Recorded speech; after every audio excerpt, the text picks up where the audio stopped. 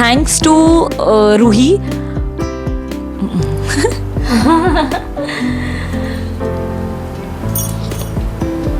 घरातून असा सपोर्ट असा नव्हता. आमच्या बाबांना फारसं या फील्डबद्दल फारसा कॉन्फिडन्स नव्हता. शेवटी खोटं बोलावं लागलं पप्पांशी मम्मीबद्दल. सॉरी पप्पा. मला आठवतं माझ्या आईचा ॲक्सिडेंट झाला होता जेव्हा मी 6वीत होते. मी खूप काही बघायला हवं होतं. लहानपणी मी बापरे म्हणजे मी 9 दिवस 9 वेगवेगळ्या देवळात जाऊन मी दर्शन घे. दोघी कमाल बार्गेनिंग करतो म्हणजे. हाय हॅलो नमस्कार, मी अलिशा खेडेकर तुम्हा सर्वांचं स्वागत करते आपल्या मराठी चित्रसृष्टी या यूट्यूब चॅनलवर. आज आपण गप्पा मारणार आहोत माझी तुझी रेशीम गाठ, मुरांबा अशाच अनेक सिरियलमधून तुमच्यासमोर झळकणारी अभिनेत्री म्हणजेच काजल काटे हिच्यासोबत आणि त्याचबरोबर डॉक्टर भीमराव आंबेडकर या सिरियलमधून जिजाबाईचा रोल साकारणाऱ्या स्नेहा काटे यांच्यासोबत. चला तर मग गप्पा मारूया. हॅलो, कशा आहात तुम्ही? मस्त मस्त. बरं काजल, आपण बऱ्याच सिरियलमधून झळकलात बरोबर, तर मग तुमची ही जर्नी कशी होती एकंदरीत? एकंदरीत म्हणजे बघ, लहानपणापासूनच थिएटर करतोय आम्ही दोघी पण. म्हणजे ताईकडे बघूनच खरं तर मी शिकले आणि ती थिएटर करायला जायची म्हणून मला पण ती आवड माझ्यात निर्माण झाली. आणि मग थिएटर करता करता कुठेतरी असं वाटलं की आपण टी व्ही सिरियल्समध्ये सुद्धा यावं, छान मोठ्या पडद्यावर पण झळकावं म्हणून मुंबईत आले आणि मुंबईत ऑडिशन्स वगैरे द्यायला सुरुवात केली. ताई माझ्या अगोदरच आली होती त्यामुळे तिच्या मदतीनं पण मला भरपूर काही कळलं की कुठे जाऊन ऑडिशन्स द्यायचे हे ते. आणि ऑडिशन्स दिल्यानंतर मग हळूहळू कामं मिळत गेली. तशीच माझी पहिली मालिका होती झी मराठीवरील तुझं माझं ब्रेकअप. ते सुद्धा मला आठवतं, ताईचाच मला फोन आला की ह्या प्रोडक्शन हाऊसला एक सिरियल आहे तर त्याची एक ऑडिशन आहे ती दे. आणि त्याप्रमाणे मी ऑडिशन करून पाठवली आणि माझं सिलेक्शन झालं. काही अडचणी आल्या का या दरम्यान? भरपूर. एखादा किस्सा वगैरे? अडचणी म्हणजे आता माझ्या बहिणीलाच विचार काय काय आल्या. अडचणी म्हणजे काय होतं, घरातून असा सपोर्ट असा नव्हता. आमच्या बाबांना फारसं या फील्डबद्दल फारसा कॉन्फिडन्स नव्हता की ह्यात तुम्ही करिअर करू शकता किंवा कसं होणार मग तुमचं. तर तुम्ही एक सिक्युअर जॉब बघा आणि नंतर तुमची हॉबी म्हणून हे करा असं त्यांना वाटायचं. सो आम्ही ते काय ऐकलं नाही. कारण प्रत्येक आई वडिलांचं स्वप्न असतं की एखादा सिक्युअर जॉब बघा आणि त्यानंतर तुम्ही स्वतःला बिल्ड करत चला.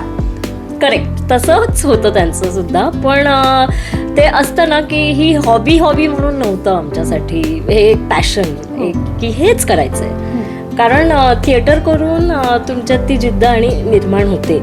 मग पप्पांशी जरा भांडून किंवा त्यांना जरा मम्मीकडून जरा हे लावून आपला मस्का लावून की मम्मीनेच खरं तर त्यांना तयार केलं की मुलींना जे करायचंय करू द्या, तुम्ही कशाला हे करतायत, बघू तरी आपण त्यांना 1-2 वर्ष देऊन बघूया कसं त्या प्रूव्ह करतात का स्वतःला. त्यांना एवढा कॉन्फिडन्स आहे तर आपण का घालवायचा तो. So she was very supportive. आणि मग त्यांनी पण चल ठेवूया यांच्यावर विश्वास म्हणून मग पाठवलं आम्हाला. सुरुवातीला मी तर इथे मुंबई युनिव्हर्सिटीमध्ये अकॅडमी ऑफ थिएटर आर्ट्स आहे तिथे. सो मी पप्पांना असं सांगितलं होतं की नाही ह्यात जॉब पण असतो, नेट एक्झाम देऊ शकतो आपण. सो मी MTAला ॲडमिशन घेते आणि साईड बाय साईड हे दोन्ही करणार. मला लेक्चरशिप लागू शकते, तो जॉब लागू शकतो वगैरे वगैरे असं सांगितलं. मग ते रेडी झाले. मी ॲडमिशन घेतली, 2 वर्षाचा कोर्स आहे MTAचा. सो मी तो केला आणि त्या दरम्यान काजल पण माझ्याकडे यायला लागली. सो ती ऑडिशन्स द्यायला लागली. मी पासआउट झाल्यानंतर 2 कमर्शियल नाटकं केली. मग ऑडिशन दिलं. मी झी युवाला गर्ल्स हॉस्टेल सिरियल होती ती केली आधी, सगळ्यात पहिली सिरियल माझी. सो मग असं करून करून चला आल्या टी व्हीवर दिसतायत असं म्हणून त्यांना तो कॉन्फिडन्स आला की चला ओके, 1 वर्षात 2 वर्षात त्यांनी काहीतरी म्हणजे खरंच ह्या त्याच कामासाठी डेडिकेटेड आहेत आणि करतायत. असं त्यांना वाटलं. सो अडथळा असा नाही, पण हा ॲक्टर म्हटलं की प्रत्येक वेळी झिरोपासून सुरुवात करावीच लागते तुम्हाला. एक सिरियल संपली की परत ऑडिशन्स आलेत आणि परत तेच स्ट्रगल सुरू होतच आपलं. तसंच स्ट्रगल काही संपत नाही, तो आताही आहेच. म्हणजे एक चांगलं मोठं काम केल्यानंतर परत एक चांगलं मोठं काम मिळवणं, यातही एक स्ट्रगल आलं. आम्ही शेफाली या गोड पात्राला नेहमीच माझी तुझी रेशीमगाठ मधून बघत आलोय, पण नक्की काजल पण शेफाली सारखीच आहे? पूर्णतः नाही, म्हणजे काही काही गुण आहेत शेफालीचे काजलमध्ये, असं नाही की नाही आहे. कारण आपण जे असतो ते आपण लपवू शकत नाही ऑन स्क्रीन. म्हणजे आपली जी काही पर्सनॅलिटी असते ती थोडी तरी तुमच्या कॅरेक्टरमध्ये झळकतेच. तर त्याप्रमाणेच माझंही तसं आहे. म्हणजे शेफाली जशी, म्हणजे आत्ता मी जरा मॅच्युअरली बिहेव करायला लागले असं मला वाटतंय या गेल्या वर्षभरात. नाहीतर थोडीशी चंचल आणि खूपच नटोरियस असं होतं माझं. तर येस, शेफाली काजल थोडंसे सिमिलर नक्कीच होते, पण शेफाली करताना मज्जा आली मला. नवरात्री सुरू झाली आहे, नवरात्रीची काय तुम्ही दोघींनी तयारी केली आहे, काय सांगाल? नवरात्रीची तयारी अशी खरं तर बघ, लहानपणी आम्ही खूप जास्त करायचो. आता काय होतं माहितीये का, की जबाबदाऱ्या जरा वाढल्यात. जबाबदाऱ्या म्हणजे काय, तर आपल्याला काय काम करायचंय ते जास्त माझ्यासाठी ते वाढलंय. आणि आता ताई काय म्हणजे रुही आली आयुष्यात, तर रुहीकडे लक्ष देणं तिचं त्यातच पूर्ण 9 दिवस काय तिचे खूप दिवस निघून जातात. रोज तिचा एक डिस्टिंक्टिव्हली हे करायचंय असं काही ठरवलेलं नाही, पण जेवढं जमेल तेवढं फार मजा करायचं. पण एकंदरीत सासरी आल्यावर आणि माहेरी आल्यावर वेगवेगळी नवरात्री सेलिब्रेट होते. काय फरक आहे या दोन घरांमध्ये? बघ, माझ्या घरी सुद्धा अखंड दिवा असायचा. आता आई पण इथे अखंड दिवा लावतात. 9 दिवस असतो आमच्याकडे. आणि त्या आत्ता पण पूजा करतात. त्या खूप छान पूजा करतात. त्या असं कलश वगैरे सगळं छान तयार करतात. तर आपण त्या नंतर इंटरव्ह्यूमध्ये आपण बघूच. तर ही आहे आईंनी केलेली पूजा. आज नवरात्रीचा पहिलाच दिवस आहे आणि आमच्याकडे अखंड दिवा असतो. आणि हे बघा, आईने किती सुंदर छान सजवलंय कलश. आणि मला खूपच छान वाटलं बघून, कारण आपला इंटरव्ह्यू सुरू असताना त्या पूजा करत होत्या आणि खूप सुंदर असं त्यांनी सजवलंय. खरंच नवरात्रीची सुरुवात झाली आहे हे कळतंय हे बघून. खूप खूप छान आणि प्रसन्न वाटतंय. पूजा करते.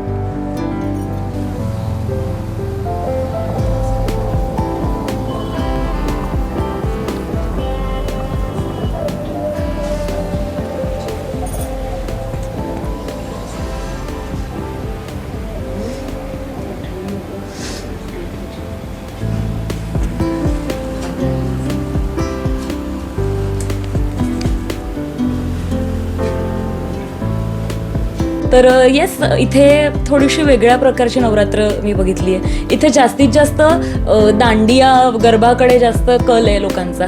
तर मी आधी जायचं सुरुवातीला, लग्न झाल्या मी सुरुवातीला जायचे, पण नंतर कामाचा व्याप वाढल्यामुळे मी जाऊ शकत नाही. त्यामुळे मी एन्जॉय करते नवरात्रीला. ट्राय करते की जो रंग असेल तो तरी फॉलो करावा. बाकी काही आपण इतकं फॉलो करू शकत नाही. लहानपणी मी बापरे, म्हणजे मी 9 दिवस 9 वेगवेगळ्या देवळात जाऊन मी दर्शन घ्यायचे. अनवाणी असायचे 9 दिवस. आणि त्यात माझे निरंकाळ उपवास असायचे. असं सगळं असायचं लहानपणी. मी भरपूर आवडतं एन्जॉय करायला. सो आणि त्यातही मी गरबा खेळायला जायचे आणि मी 5-5 तास गरबा खेळायचे. मग असं व्हायचं का, तुझ्याकडे एखाद्या कलरचे कपडे नाहीयेत, मग तू ताईचे कपडे घालून परत? नाही, असं काय माहिती, उलट तिच्याकडे एखादा कलर नसेल तर ती माझी घ्यायची आणि घेते.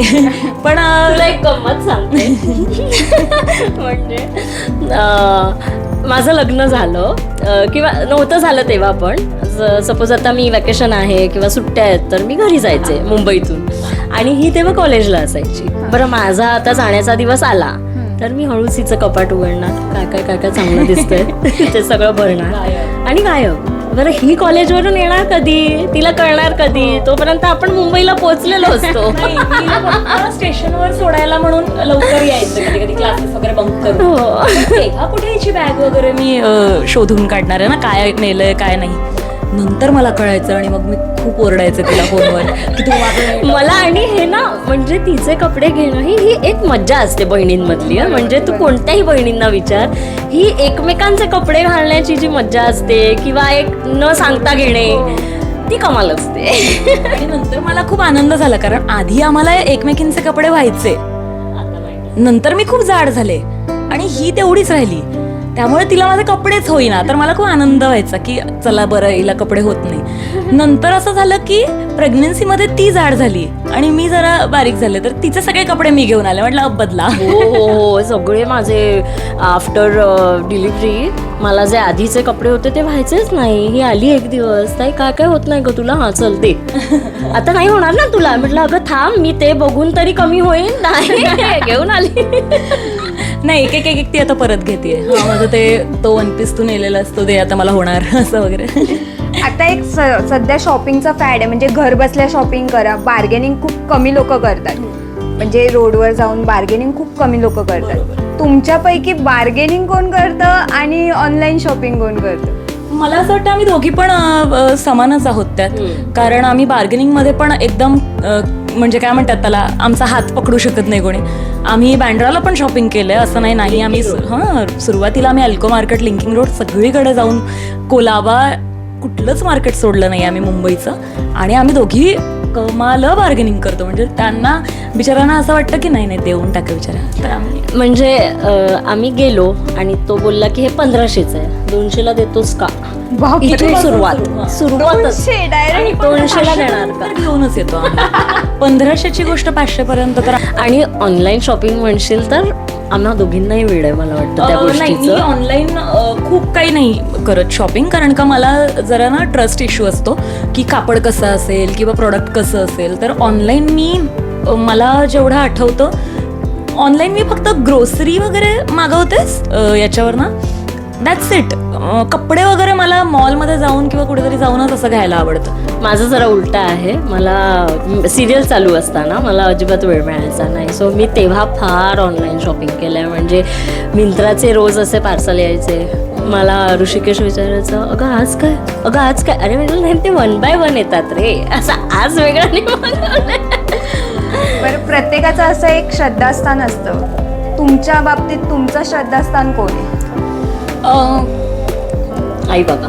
आईबाबाच आहेत. कारण आधी म्हणजे तू मला कदाचित एक 5 वर्षापूर्वी विचारलं असतं किंवा 3 वर्षापूर्वी विचारलं असतं तर काहीतरी मी वेगळं उत्तर देऊ शकले असते. पण आत्ता आमच्या दोघींसाठी आई बाबा हेच सगळं आहे आमच्यासाठी. मम्मी पप्पा बस.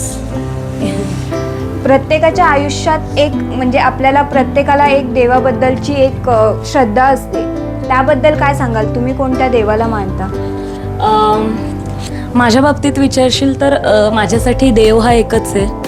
असं वेगवेगळे रूप आहेत देवाचे जे सगळ्यांनी वाटून घेतलेत. हे थोडंसं मला कुठेतरी चुकीचं वाटतं की तुम्ही गणपती बाप्पाला वेगळं हे करून ठेवलं आहे किंवा आता नवरात्र आली आहे तर दुर्गा मातेचं तुम्ही हे करता. म्हणजे सगळ्यांनी त्यांची देवं वाटून घेतली आहेत. म्हणजे जर तू बघशील वृंदावनला तर ते फक्त कृष्णाचंच जास्त करतात, त्यांना गणपती बाप्पाबद्दल माहितीच नाही. पण मराठी लोक जास्त गणपती बाप्पाचं करतात, त्यांना कृष्णाबद्दल इतकं काही माहिती नाही. सो माझ्या मते देव ही एक खूप छान पॉझिटिव्ह एनर्जी आहे. आणि ज्याच्या म्हणजे जर तुम्ही कुठल्या देवळात गेलात तर तिथे ना काय होतं की छान मंत्र वगैरे छान असे लावलेले असतात किंवा धूप लावलेला असतो, त्याच्यामुळे तुम्हाला जी प्रसन्नता तिथे जाणवते. सो माझ्यासाठी ती जी एनर्जी आहे तेच देव आहेत. आणि असं मी एखादा कुठला देव असं सांगणार नाही. हां, पण मला नवरात्र खूप आवडते आणि मी लहानपणी दुर्गा मातेला खूप जास्त मानायचे. कारण मला आठवतं माझ्या आईचा ॲक्सिडेंट झाला होता जेव्हा मी 6वीत होते.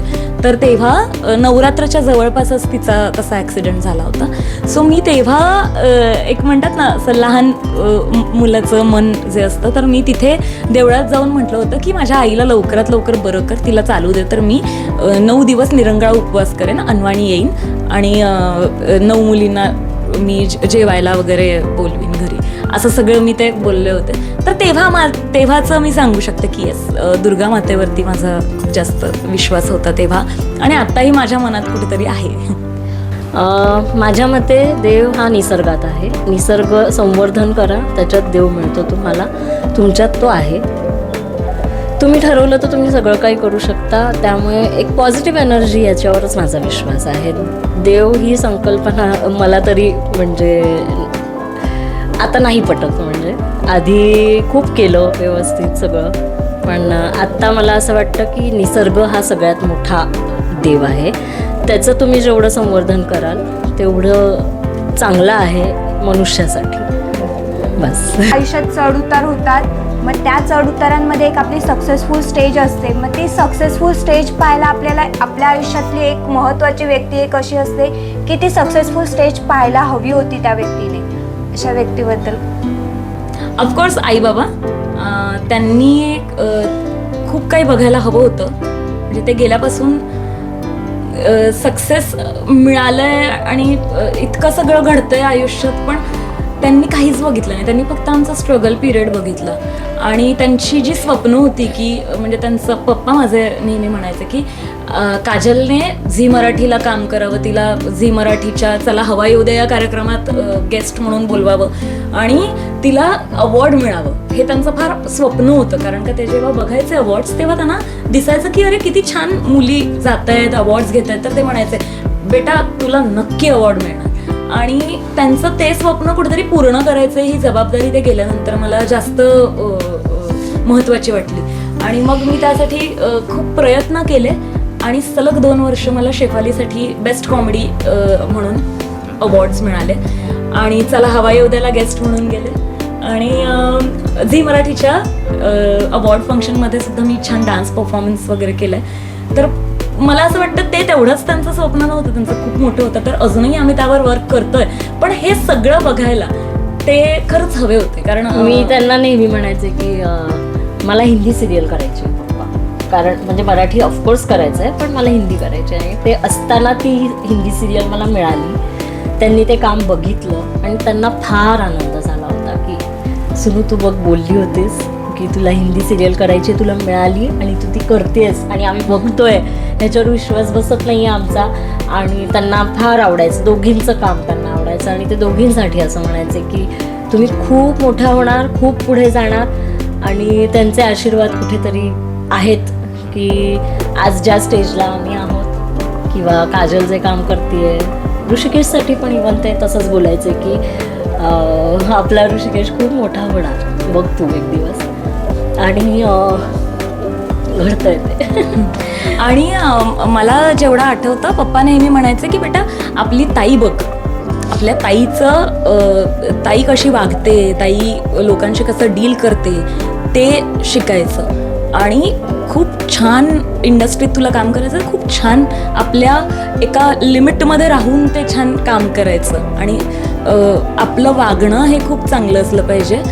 आणि कितीही मोठे झालात तरी ॲरोगंटली कोणाशी वागू नका. प्रामाणिकपणा एक त्यांचं हे वाक्य होतं की तुम्ही जेवढे तुमच्या कामाबद्दल प्रामाणिक असाल तेवढं ते काम तुमच्याकडे येतं. Because he was like that. आणि आई आमची ती सुद्धा किती म्हणजे आता तुम्हाला सुद्धा माहिती आहे इंडस्ट्रीत असं पण काम चालतं म्हणजे जरा ओळखीने किंवा कास्टिंग काउच असतं व्हॉट एव्हर. तर ते त्यांना ते पसंत नव्हतं, त्यामुळे पण ते घाबरायचं. पण हे सगळं आम्ही ऑडिशन्स थ्रू मिळवलंय, प्रामाणिकपणे काम करतोय, प्रामाणिकपणे ते मिळवलंय, ह्याचा त्यांना फार बऱ्याच आणि याचा आम्हाला पण तेवढाच अभिमान आहे. अभिमान. बऱ्याच पालकांच्या मनात ही भीती असते की आमची मुलं इंडस्ट्रीमध्ये उतरतात, मग त्यासाठी पैसा लागतो, ओळख लागते, त्यामुळे ते मुलांना उतरूच देत नाही. मला काय वाटतं माहितीये का की तुमच्यात जर टॅलेंट असेल तर तुम्हाला ओळख नाही लागत आणि म्हणजे पैसे पण मला नाही वाटत पैसे पण नाही लागत.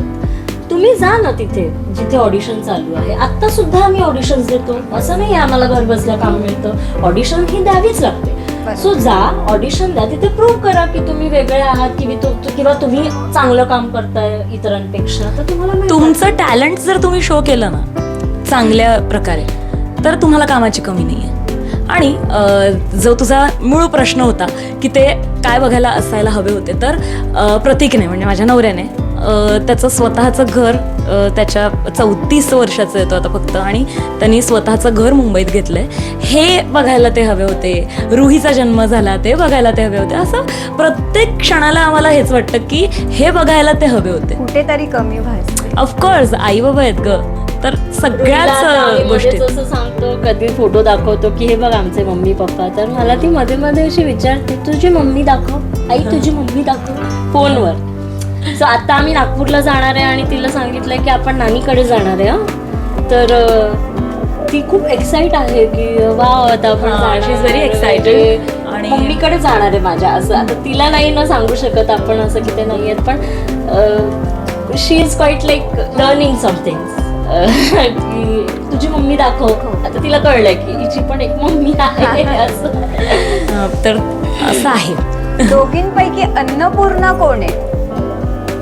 आता काय उगाच स्वतःबद्दल नाही, दोघी पण दोघी फक्त मला असं वाटतं दोघींच्या जेवणात ना एक वेगळेपण आहे. हो, म्हणजे काय आहे, मी खूप जास्त तिखट मसालेदार असं बनवते आणि ती खूप छान सात्विक साजूक असं बनवते. तो हाच एक डिफरन्स आहे. पण तसं बघायला गेलीस तर आमच्या आईचे गुण आमच्या दोघींमध्ये खूप छान भरभरून आले. तुला एक आवर्जून सांगेन मी की मम्मीचं एक होतं धोरण की कोणीही आपल्या घरी आलं तर ते उपाशी नको जायला. सो तिचा हा गुण पुरेपूर आम्ही घेऊ शकलो पाहिजे एवढीच माझी इच्छा आहे. कारण ती अगं लिटरली फळ विकायला येतो ना, तर त्याला सुद्धा विचारायची चहा घेणार का बाळा, पाणी पिणार का. म्हणजे हा गुण खूप महत्वाचा असतो आणि आता तो नाहीसा होत चाललाय. पण ती खरी अन्नपूर्णा होती.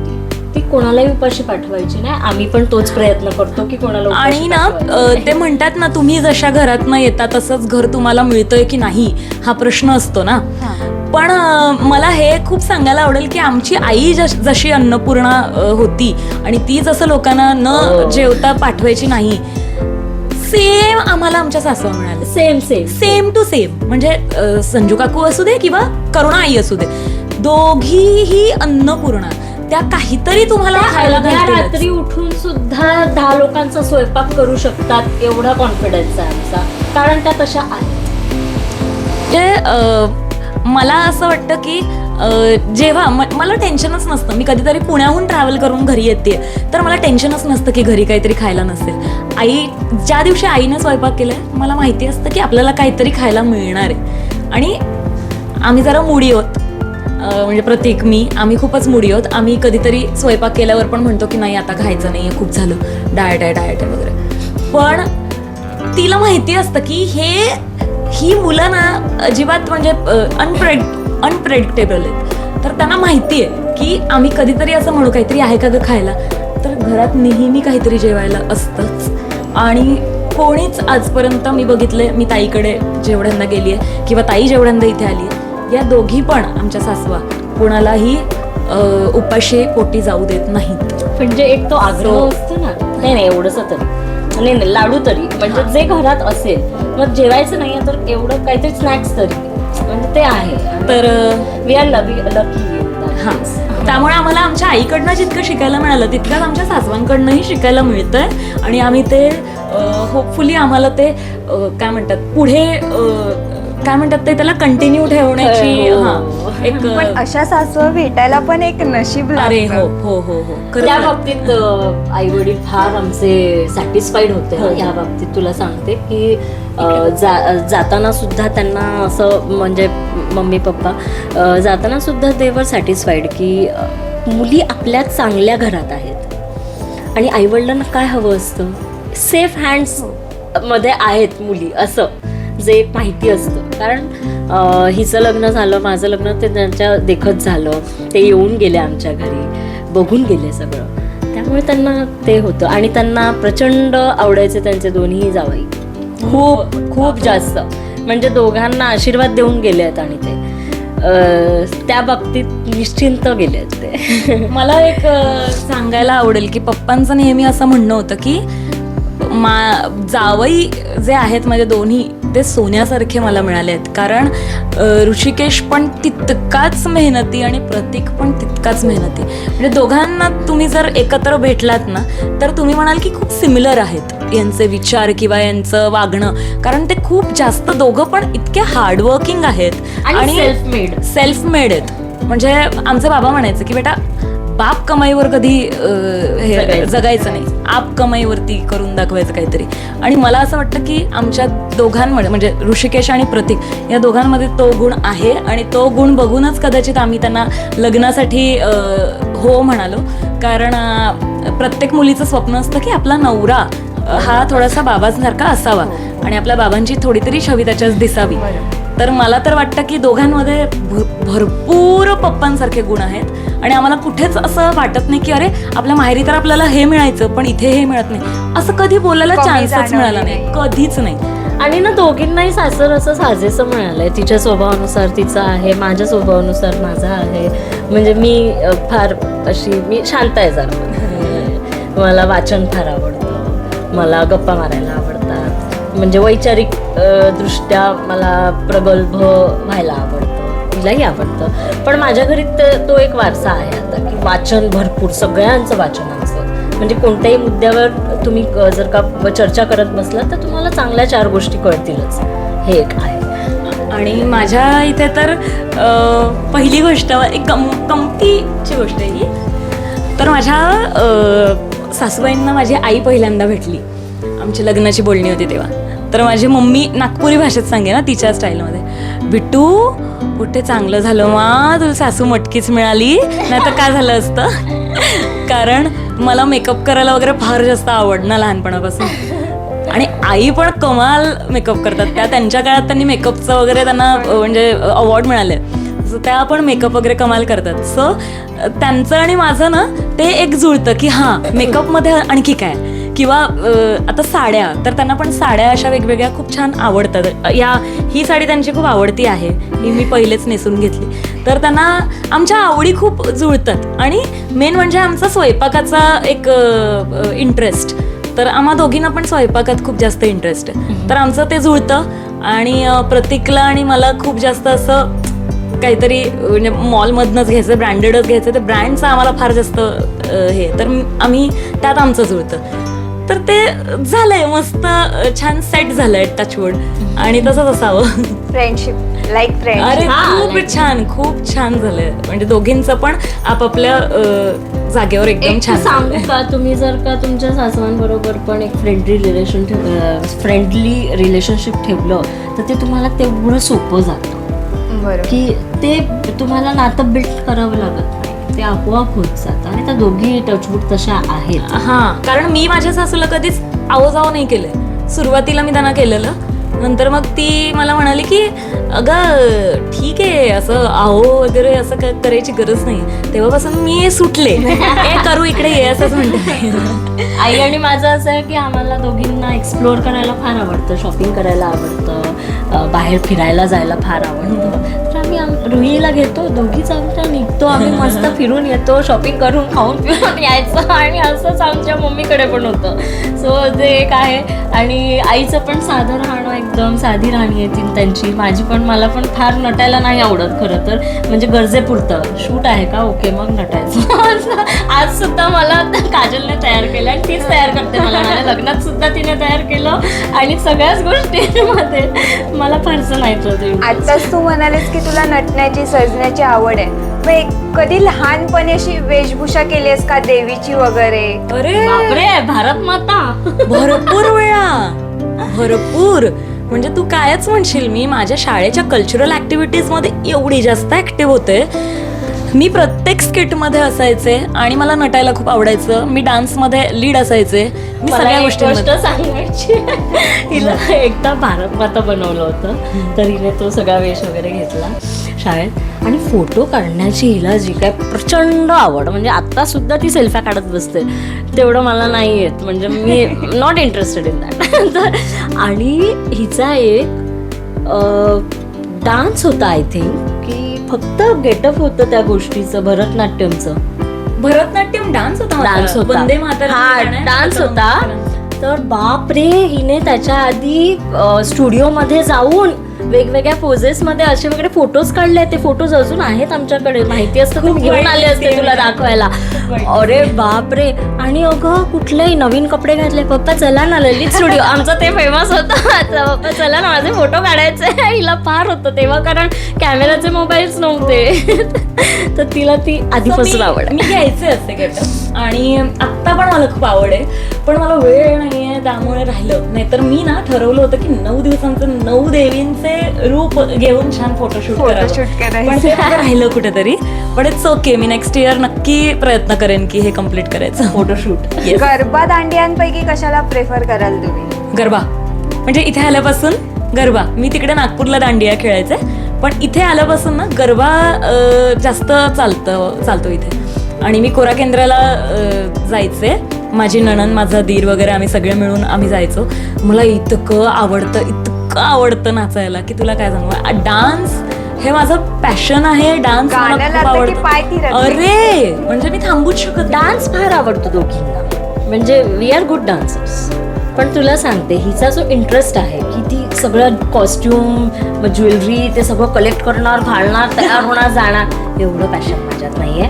म्हणजे इथून बेसिक पासूनच माझी सुरुवात असते. कपडे, ज्वेलरी, तयार व्हायचं आणि जायचं. सॉरी, मी नाही येणार. मला जेवढं माहिती आहे ना, मी नागपूरला पण मी माझ्या मैत्रिणींसोबत जायचे, पण ताई कधीच मला दांडियाला वगैरे आलेली असं आठवत नाहीये. सो मी ते सगळं कुर्ता, मग आता मम्मी तुझी ही ओढणी देणं वगैरे असं करून मी, किंवा मम्मीच्या साडीचे लेहेंगे बनवून वगैरे मी तसं सगळं करून जायचं. बरं, मी गणपतीत वगैरे डान्स केलाय, म्हणजे कल्चरल ऍक्टिव्हिटी असते गणपतीच्या 10 दिवसांमध्ये वॉटरती. तर त्यात मला डान्स करायला आवडायचं की तो ओपन स्टेज असायचा आपला, मस्त काहीतरी तो साजेसा कॉस्ट्युम घालायचा आणि मस्त डान्स करायचा. मग प्राईज मिळालं तर ते घरी घेऊन यायचा.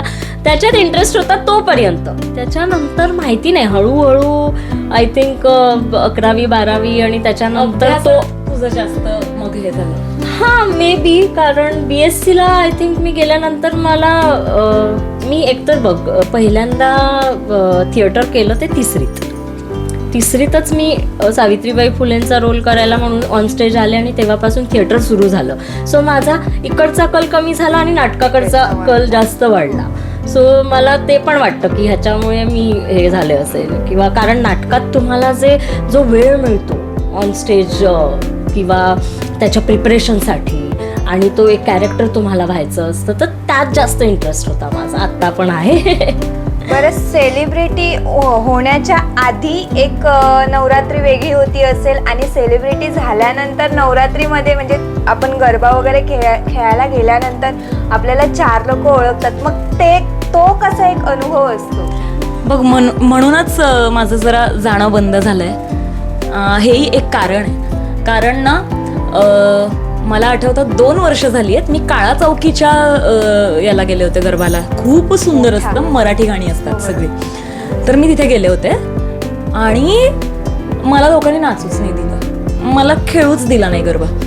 मला त्या गोष्टीचं फार असं कुठेतरी छान पण वाटलं, पण कुठेतरी मला खूप वाईट वाटलं की अरे म्हणजे आता मी काही एन्जॉय नाही करू शकत का, असं झालं माझं. कारण मराठी दांडिया म्हणजे सगळे मराठीच लोक, त्यामुळे त्या सगळ्यांनी ओळखलं.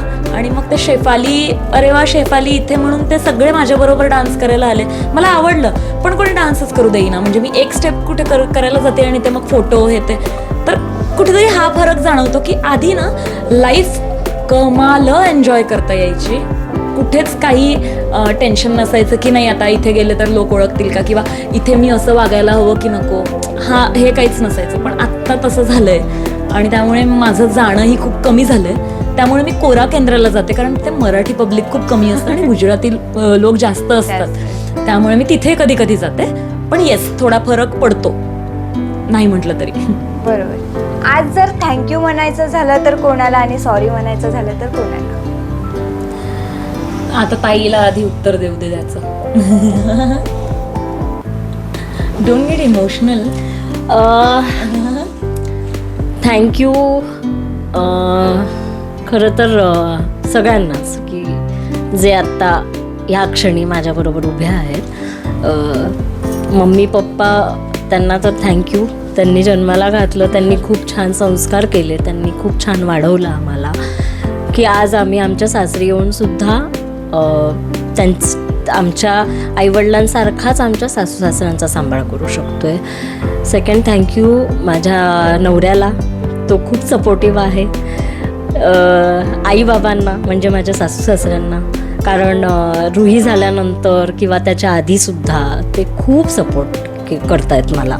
आणि आत्ता तर मी लिटरली रुहीला त्यांच्याजवळ सोडून, आत्तासुद्धा मी रुहीला त्यांच्याजवळ सोडून निघून येते माझ्या कामाला. बरं, त्यांचं आत्ता पण अट्टहास असा आहे, मला 6व्या महिन्यापासून, रुही 6 महिन्यांची होती तेव्हाच सांगितलं त्यांनी की तू कामाला लाग. तो माझा डिसिजन होता की नाही मला अजून तिला वेळ द्यायचा, अजून तिला. पण बिग थँक्यू की त्यांचा जो सपोर्ट आहे मला. आणि बहीण माझी, she is always there for me. आणि आम्ही आता एकाच सोसायटीत राहतो, त्यामुळे ते खूप छान झालं की ती सारखी रुहीला भेटायला येऊ शकते. मला यावंसं वाटलं तर मी येऊ शकते. आता मम्मी पप्पा नसले तरी चल, आम्ही एकमेकींना आहोत ना सपोर्ट करायला. आणि घर चांगलं मिळालं आहे गं, त्यामुळे तो एक big thank you to the universe की चांगली माणसं मला मिळाली आहे. आणि सॉरी म्हणायचं झालं ना तर मम्मी पप्पांना म्हणेन की सॉरी, मी खूप लेट प्लॅनिंग केलं रुहीसाठीचं. त्यांना नाही रात बघू शकले ते त्यांची. आणि शेवटी खोटं बोलावं लागलं पप्पांशी मम्मीबद्दल. सॉरी पप्पा, बस. मला असं वाटतं की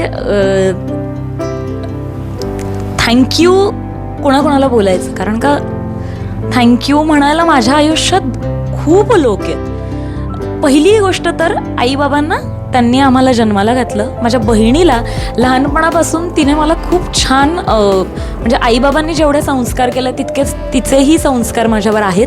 तिला बघूनच तिच्याच पावलावर पाऊल ठेवून मी पुढे आले, त्यामुळे तिला पण खूप मोठं थँक्यू. आजही आम्ही एकत्र आहोत आणि टचवूड आमच्या आईबाबांचे जे संस्कार आहेत ते आम्हाला अजूनही लक्षात आहेत. त्यामुळे आम्ही बहिणी कितीही आमच्यात थोडंसं म्हणजे छोटंसं भांडण झालं, काय झालं तरी आम्ही बहिणी म्हणून जेव्हा उभ्या राहतो ना तेव्हा no one can beat us. त्यामुळे तुझं माझं असं नाहीये.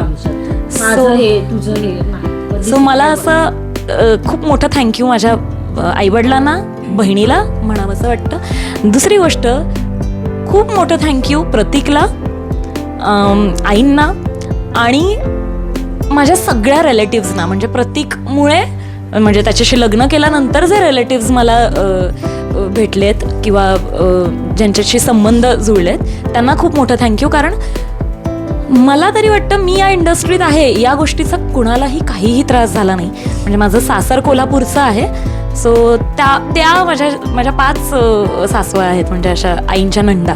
तर त्या पण खूप सपोर्ट करतात. त्या पण माझ्या फेसबुकवरती जे काही असेल वगैरे, तर कधीच मी असं ऐकलं नाही आहे की अरे तुझ्या सुनेने हे केलं आहे किंवा तुझ्या सुनेने ते केलं आहे, असं आईंना म्हणताना मी कधी ऐकलं नाही. त्यामुळे ही गोष्ट मला फार आवडते की सगळे रिलेटिव्स पण खूप छान सपोर्टिव्ह आहेत. त्यांचंही माझ्यावर प्रचंड प्रेम आहे, त्यामुळे त्यांना पण खूप खूप थँक्यू. माझ्या ऑडियन्सला खूप मोठं थँक्यू की त्यांनी मला शेफाली म्हणून का असेना किंवा आरती म्हणून का असेना किंवा आता मी जे नाटक करते तू म्हणशील तसं त्यात अदिती म्हणून का असेना, खूप छान त्यांनी ॲक्सेप्ट केलं आहे आणि खूप प्रेम देतात, भरभरून प्रेम देतात. त्यामुळे खूप खूप मोठं थँक्यू. आणि तुम्हा सगळ्यांना म्हणजे मीडियाला मला खूप मोठं थँक्यू म्हणावं असं वाटतं. कारण बघ, माझ्या सक्सेसमध्ये ना हे एक जी पायरी मी चढत गेले त्या सगळ्यात ना तुमच्या सगळ्यांचा खूप वाटा आहे. त्यामुळे मला सगळ्यांना खूप मोठं थँक्यू म्हणावं असं वाटतं की तुम्ही इतकं इम्पॉर्टन्स देता. तुम्हाला वाटतं की नाही काजल काटेला आपण जाऊन छान तिचा एक इंटरव्ह्यू घ्यावा किंवा जे काही माझ्या आयुष्यात जेवढे पण तुम्ही सगळे आलाय हे सगळे माझे मित्र आहेत, माझा परिवार आहे. आणि मी सगळ्यांना थँक्यू म्हणू इच्छिते ज्यांनी मला आजपर्यंत काम दिलं त्यांनाही, ज्यांनी मला सजेस्ट केलं प्रत्येक गोष्टीसाठी त्यांनाही, ज्यांनी मला सांगितलं की तुझ्यात काय कमी आहे त्यात तू काय चांगलं करू शकतेस त्यांनाही, आणि ज्यांनी काम नाही दिलं त्यांनाही खूप मोठं थँक्यू. कारण जर त्यांनी मला तेव्हा काम दिलं नसतं, रिजेक्ट केलं तर त्यांनी जेव्हा रिजेक्ट केलं नसतं तर मला कदाचित हे सक्सेस बघता आलं नसतं. त्यामुळे त्यांनाही खूप मोठं थँक्यू. सॉरी मी म्हणेन, माझ्या हातून काही चूक घडली असेल तर माझ्या आईबाबांना सगळ्यात मोठं सॉरी. कारण हो, ते जेव्हा आपले आईबाबा असतात तेव्हा आपल्याला त्यांची किंमत नसते. प्रत्येकच मुलाचं हे आहे. म्हणजे मला असं वाटतं की कुठल्याच मुलाने किंवा कुठल्याच मुलीने आपल्या आईवडिलांना काहीतरी उलट उत्तर दिलं नसेल असं शक्यच नाही आहे. कारण आपण ग्रँटेड धरतो त्यांना. त्यामुळे त्यांना खूप मोठं सॉरी. कारण मी कुठेतरी बोलायचे, उलट उत्तर द्यायचे आणि त्याचा आता मला पछतावा होतो. आणि जसं ताई म्हणाली की आम्हाला शेवटी काय झालं, आम्ही नागपूरला गेल्या आमची आई गेली कोविडमध्ये, पण बाबा हॉस्पिटलमध्ये होते. तर ते 14 दिवस होते आणि ते 14 दिवस आम्ही रोज त्यांच्याशी खोटं बोलायचो की मम्मी जेवली आहे, मम्मीने सगळं खाल्लंय, असं तसं. तिच्याकडे जाऊन सो त्यांना आम्ही सांगितलंच नाही शेवटपर्यंत की आई गेली आहे. त्यामुळे त्यासाठी त्यांना खूप मोठं सॉरी. कारण का त्यांना ते जाईपर्यंत त्यांना कळलंच नाही की आई नाही आहे. आम्हाला वाटलं ते तरी राहतील. येस. तर आम्ही आमचा विचार केला, जरा सेल्फिश होऊन आम्ही त्यांना खोटं बोललो. त्यासाठी त्यांना सॉरी. बहिणीला सॉरी. मध्ये मध्ये मी खूप तिच्याशी चिडून बोलते किंवा माझं फ्रस्ट्रेशन थोडंसं तिच्यावर काढते, त्यासाठी सॉरी. आणि थँक्स टू रुही.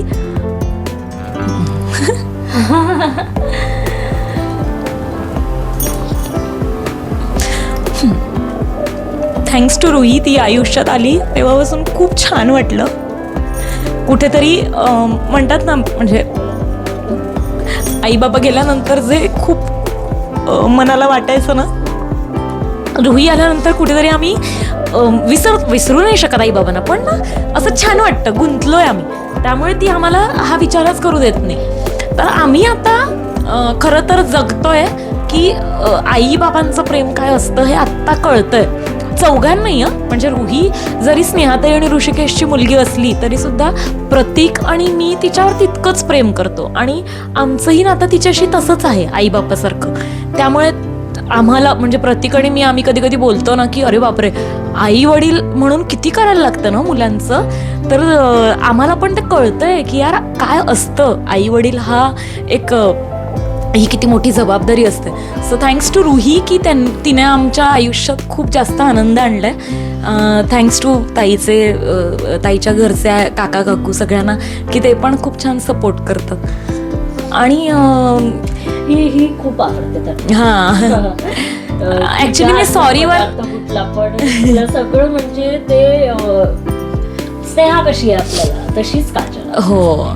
तर ते एवढं प्रेम करतात. तर मला सुद्धा काजलच्या सासूबाई किंवा सासूबाई नाही, मी काकू म्हणते त्यांना, तर त्या सुद्धा मला तेवढंच प्रेम देतात, तेवढंच प्रेम. फक्त आम्ही सगळ्यांना मनापासून सॉरी आणि थँक्यू म्हणू इच्छितो. कारण सगळ्यांचाच खूप मोठा वाटा आहे आणि कधी काही चुकून घडलं असेल. आणि मला एक सांगायचं आहे की आपण ना आईवडिलांना बोलताना किंवा त्या रिॲक्ट होताना एक सेकंदही विचार न करता रिॲक्ट होतो किंवा बोलतो. तर मी ह्या इंटरव्ह्यूच्या माध्यमातून मी सांगू इच्छिते की नाही, प्लीज विचार करा, प्लीज नीट बोला आईवडिलांशी, नीट वागा. बिकॉज आता मी आई झाल्यानंतर मला ते कळतंय की आपल्या आईने आपल्यासाठी किती केलेलं असतो आणि आपण तिला मोठं झाल्यानंतर तुला काय कळतं ग, नाही. A big sorry to her. खरं सांगते, नका असं वागू, कोणीच वागू नका तसं. आणि मी इथे जरी बोलतेय की माझं चुकलं असेल हे ते मला कळतं पण वळत नाही असा प्रकार आहे. सो मी आईंना पण सॉरी म्हणेन की होतं कधी कधी आपल्या कामाचा स्ट्रेस किंवा कुठल्या तरी गोष्टीमुळे चिडचिड होते आणि आपण चटकन त्यांना बोलून जातो, पण कुठली तरी गोष्ट त्यांना लागते पण ते बोलून दाखवत नाही. कारण का ते त्यांचा मोठेपणा दाखवतात की नाही, आम्ही तरी ॲटलिस्ट शांत राहतो. पण a big sorry to her. कारण मी खूपच ग्रँटेड घ्यायला लागले तिला. म्हणजे असं झालंय ना, जे मी मम्मीशी वागायचे ते तिच्याशी वागायला लागले आणि मला जरा कंट्रोलमध्ये राहायला पाहिजे. नाही. आणि तुला सांगते की आता स्वभाव जरा बदलायला लागलोय आम्ही, की पटकन बोलायची जी सवय असते. कारण आईला आपण ग्रँटेड धरतो, तर ते तसं सासवांबरोबर पण व्हायचं आधी, पण आता नाही यार. तिला हर्ट झालं म्हणजे यांनाही हर्ट होणार. हर्ट कोणालाही होऊ शकतं. तुमचे शब्द जेवढे हर्ट करतात तेवढं तुमचा मार किंवा हे नाही करत. सो शब्द जपून वापरा, हर्ट करू नका.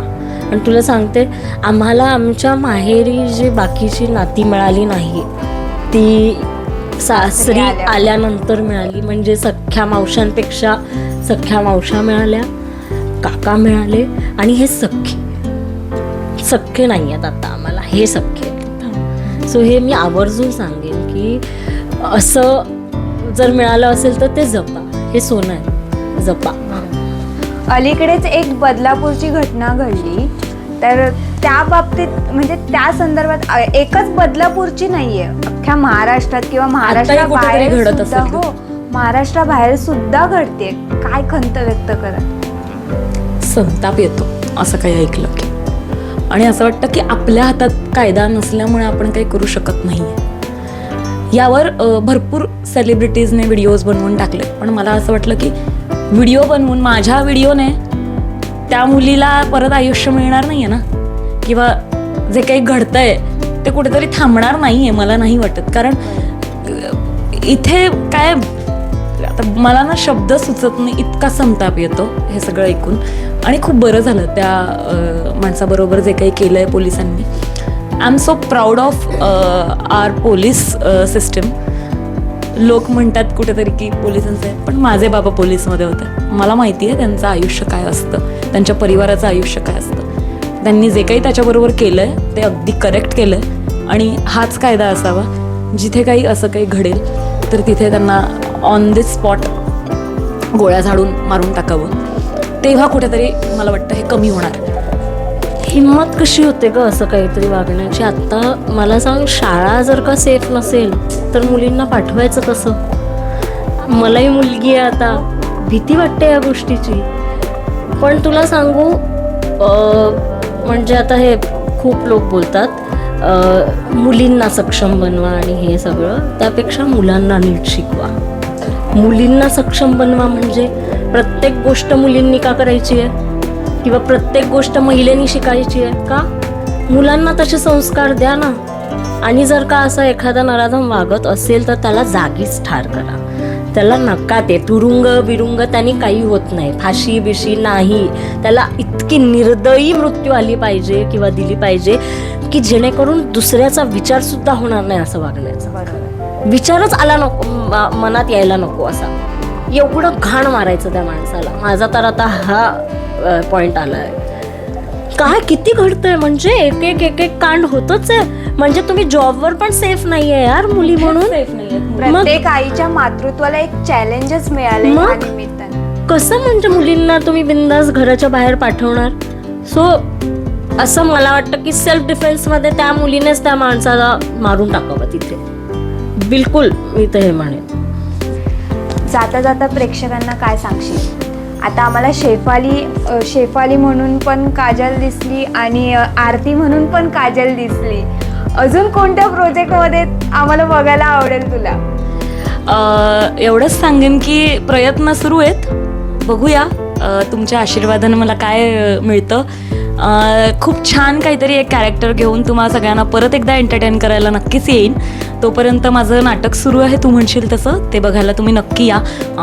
तिकिटालयावरती बघा तिकीट्स अवेलेबल आहेत का, किंवा बुक माय शोवरती आहेत, तर तुम्ही तिकीट्स काढून नक्की या माझ्या नाटकाला. म्हणजे मी तुम्हाला एंटरटेन करू शकेन, आणि तुम्हाला मी माणूस म्हणून जर आवडत असेल तर नक्कीच माझ्यासाठी तुम्ही एक म्हणतात ना मॅनिफेस्ट करा की मला खूप छान काम मिळावं आणि माझ्या पूर्ण परिवाराला सगळ्यांना खूप छान आयुष्य मिळावं.